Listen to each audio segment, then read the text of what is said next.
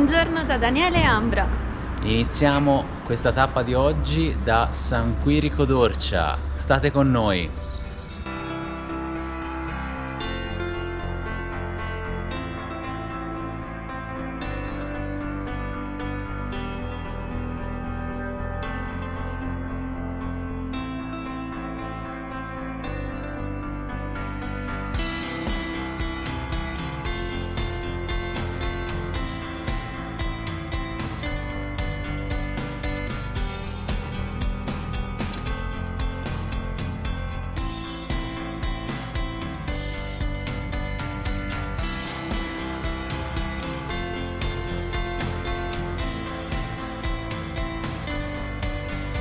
Abbiamo lasciato San Quirico, la giornata è bellissima, il tempo si è rimesso decisamente rispetto a ieri sera, Sì, quando abbiamo preso un bel temporale e era molto freddo. Stanotte abbiamo dormito bene, anche se eravamo senza coperte e comunque ci siamo messi addosso più o meno tutto quello che avevamo e siamo riusciti a sbarcare la notte. Stamani ci sentiamo decisamente meglio di ieri sera, quando eravamo abbastanza stanchi. Sì. Si vedeva, mi sa, anche dalle facce. Sì. Oggi la destinazione, come ho anticipato nel video scorso, è località Gallina e oggi dividiamo la tappa vera e propria che arriverebbe a Radicofani, però sarebbe una tappa un po' troppo impegnativa per noi, soprattutto anche di tempo, perché sono 32-33 km con un bel dislivello in salita, perché Radicofani è in cima quasi a una montagna. Quindi la dividiamo in due, facciamo circa 16 e 16, anche domani 16 km, così abbiamo un po' più tempo per rilassarci e goderci un po' i panorami e i nostri pomeriggi. Poco fa eravamo in un punto panoramico e si vedeva proprio la montagnetta di Radicofani. C'è un cielo magnifico oggi, quindi pensiamo di vedere dei bei panorami. Camminando stiamo per arrivare a Bagno Vignoni, che è un posto abbastanza famoso di questa zona. Nel frattempo attraversiamo, sopra a Bagno Vignoni c'è Vignone Alto, che è un piccolissimo borgo arroccato. Qui dietro si dovrebbe vedere un bel torrione possente, è molto carino, tenuto molto bene, lo conoscevamo già, ci siamo già venuti altre volte in passato. Ora la via Francigena lo attraversa e poi c'è una ripida discesa che scende giù a Bagno Vignoni e vi faremo vedere. C'è una stupenda vasca termale nel centro al paese, è come una piazza solo che è fatta d'acqua.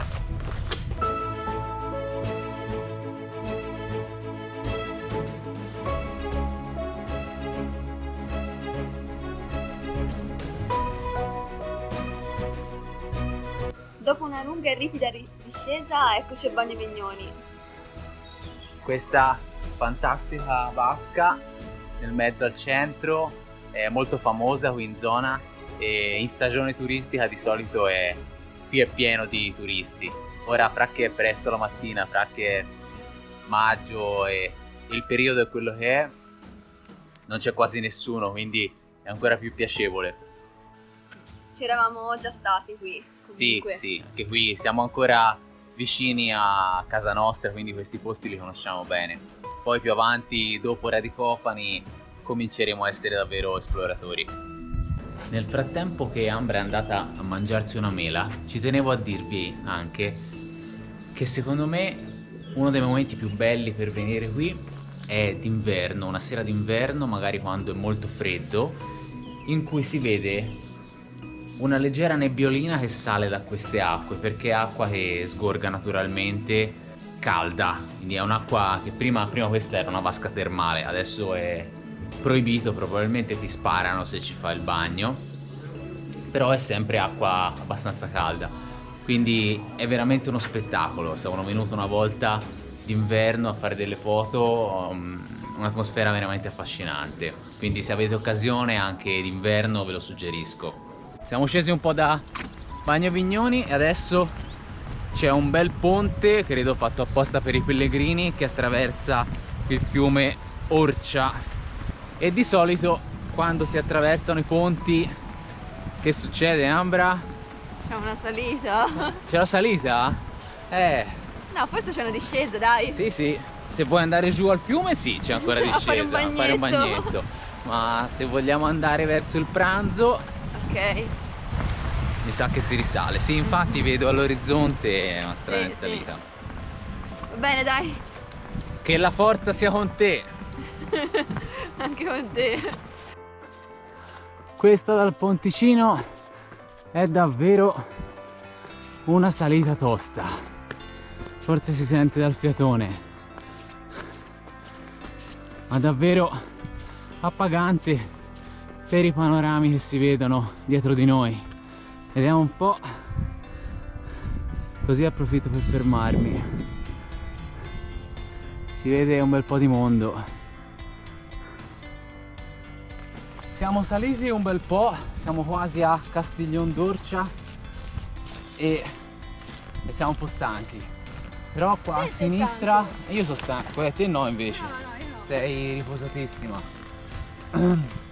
Però qua a sinistra vediamo un panorama eccezionale, quasi tutto verde, un verde intenso.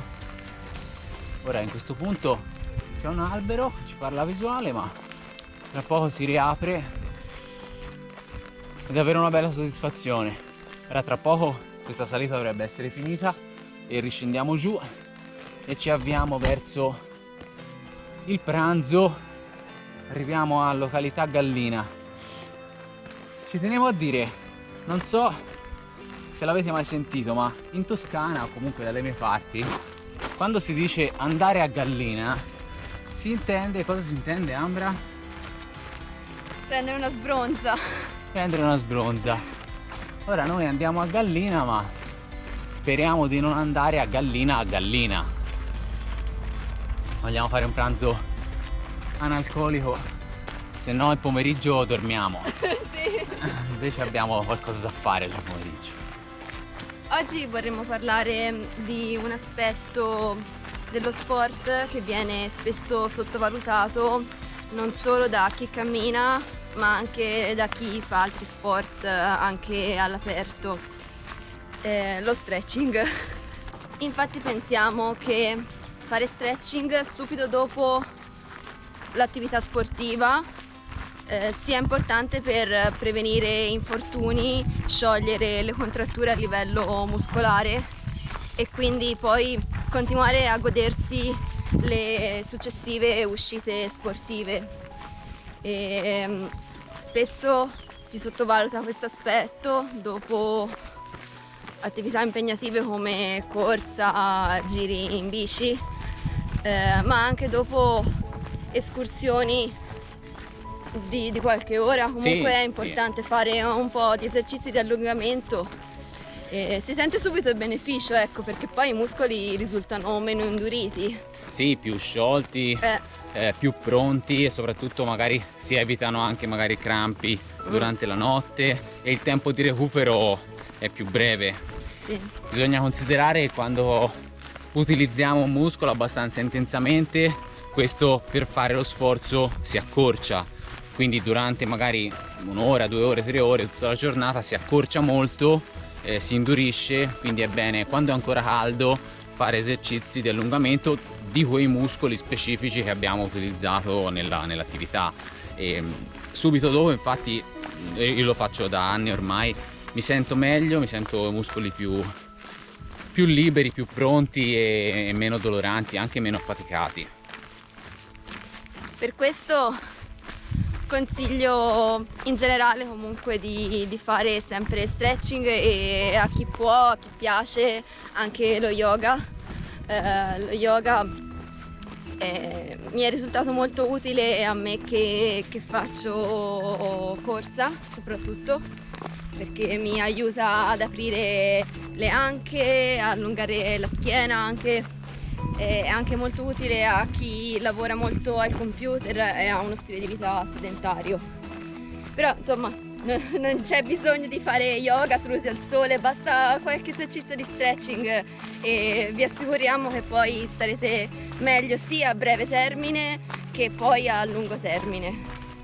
Ovviamente, come per tutte le attività, è bene iniziare gradualmente, piano piano, informandosi bene su quali siano gli esercizi giusti di stretching da fare a seconda dello sport che pratichiamo, e allungarsi sempre in modo graduale, non istantaneo, perché in quel modo farebbe peggio che meglio, però piano piano, prendendosi del tempo. Noi ci prendiamo sempre dopo l'attività sportiva tranquillamente 10-15 minuti per fare stretching, sono secondo noi il tempo giusto, e vedrete davvero i benefici dopo un po' di volte.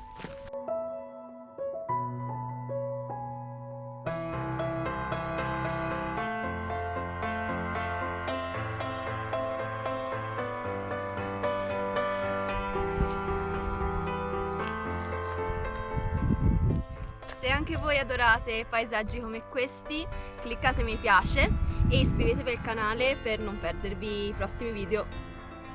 Non scordatevi di cliccare la campanellina di notifica, perché credo che anche i paesaggi dei prossimi giorni saranno eccezionali, quindi fossi in voi non vorrei perdermeli. E fatemi sapere sotto nei commenti cosa ne pensate di questa nostra giornata. Per noi è stata davvero indimenticabile.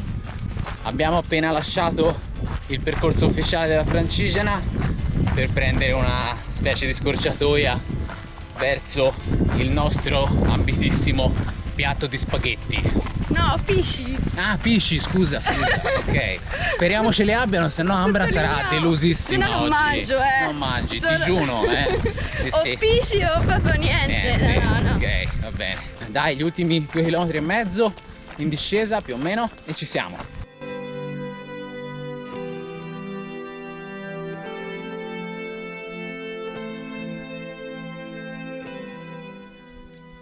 Mi raccomando, non scordatevi di fare stretching.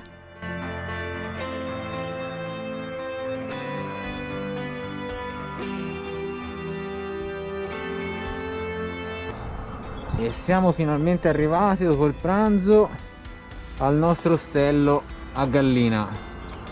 Saliamo verso la camera dove dovrebbe essere già arrivata Ambra. Ce l'ha ritrata nel pellegrino. Navigazione in fondo al corridoio a sinistra.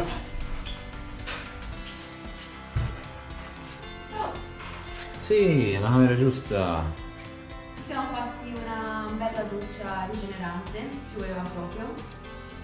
E ora siamo in un ostello molto carino, a condizione familiare, che sembra proprio una casa e ha un'atmosfera molto accogliente. Adesso vi facciamo vedere una cosa che vi abbiamo anticipato ieri, nel video di ieri. Fra l'altro, se non l'avete visto, trovate qui sotto il link in descrizione per vedere il video. Sto parlando delle nostre scarpe, ve le facciamo vedere in primo piano e vi facciamo vedere quanto sono flessibili.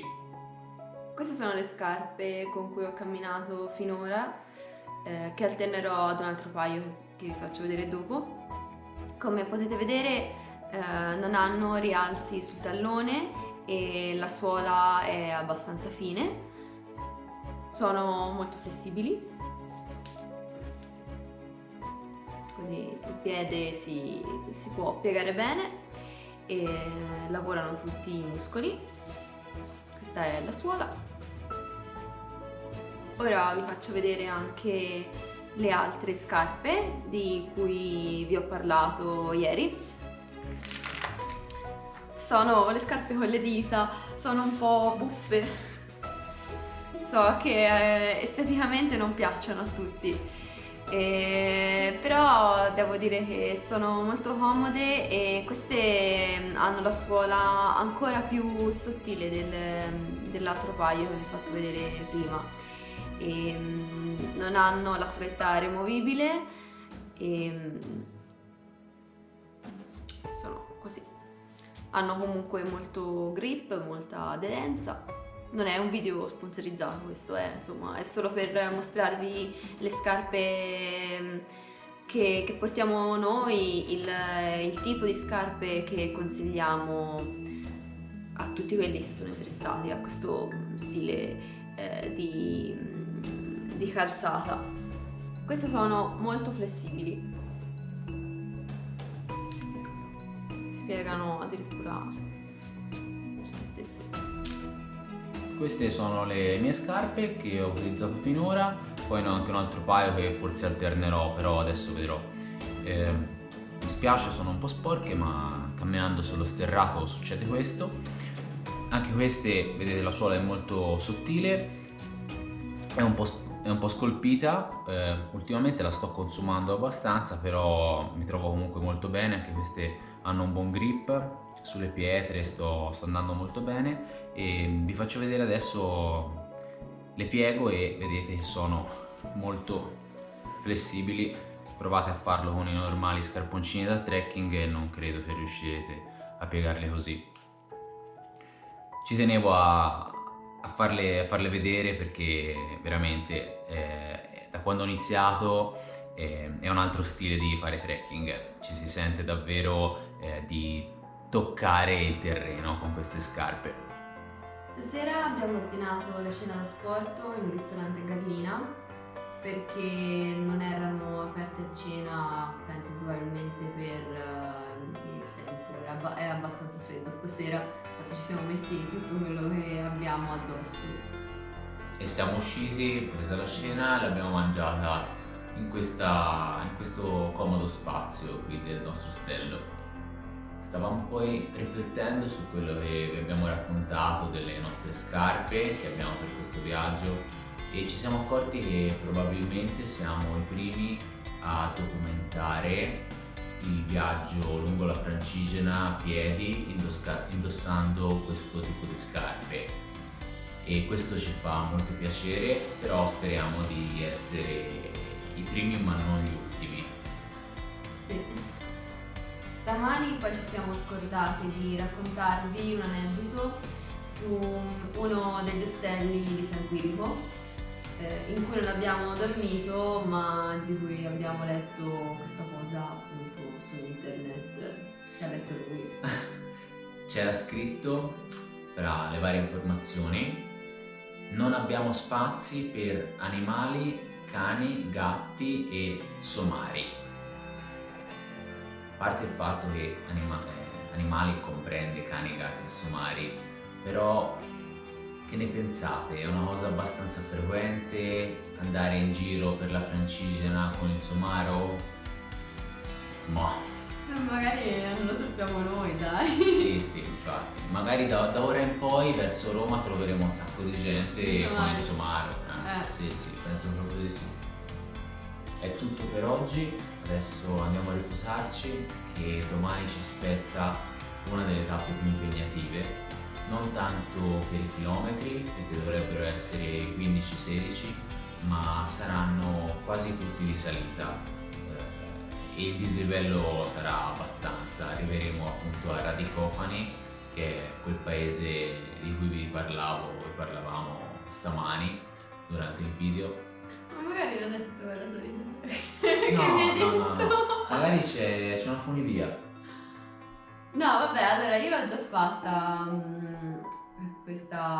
io ho fatto proprio la tappa intera un paio di anni fa, partendo da San Quirico e arrivando a Radicofani, quindi sono in tutto 32 km. E l'ho fatta in un periodo in cui non ero tanto allenata. E con uno zaino più leggero. E con uno zaino leggero penso proprio se la stavo 2 kg, non lo so. Quindi in qualche modo l'ho fatta. Speriamo oggi partiamo domani partiamo da metà, quindi. Sì. Guarda, sera avevo le gambe distrutte. Ma va? Sì, peggio che dopo la maratona. Poi la mattina dopo, tanto per gradire, sono andata a fare una gara per il campionato provinciale di corsa in salita. Ci sembra una cosa da masoisti, ma mi ero già iscritta, non pensavo che l'escursione fosse così difficile. No. E vabbè, io sono partita e poi ho anche vinto, sono diventata campionessa provinciale di corsa in salita. Quindi ora, prima di tutte le corse che fai, ti fai una bella escursione di 32 km fino a Radicofani. Sì, poi stavo benissimo quando ho fatto la gara. Comunque insomma, vabbè dai l'ho fatta, ma secondo me l'ho cancellata quell'escursione. non mi dal ricordo. tuo allenamento. No, dalla memoria. Domani secondo me ti tornerà. Mi rinfresca la memoria, eh. sì. Vi ricordo un po' di stare gridando così. Dai, andiamo a letto, dai, vieni con me. Buonanotte. Buonanotte.